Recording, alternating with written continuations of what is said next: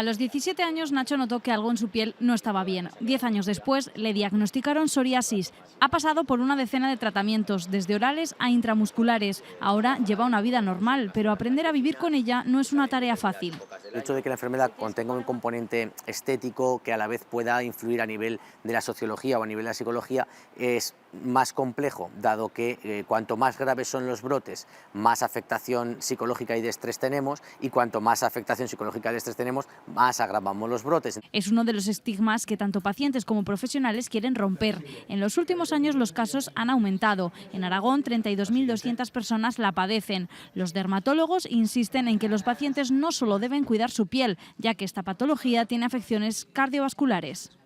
Tienen que cuidar mucho su estilo de vida porque eso va a determinar el pronóstico de su enfermedad y tienen que intentar no ganar peso, llevar una dieta saludable, hacer ejercicio, no fumar, no beber alcohol, porque todo eso también empeora su psoriasis. En el Día Mundial de la Psoriasis, pacientes y profesionales piden también que la atención especializada pueda ser más rápida.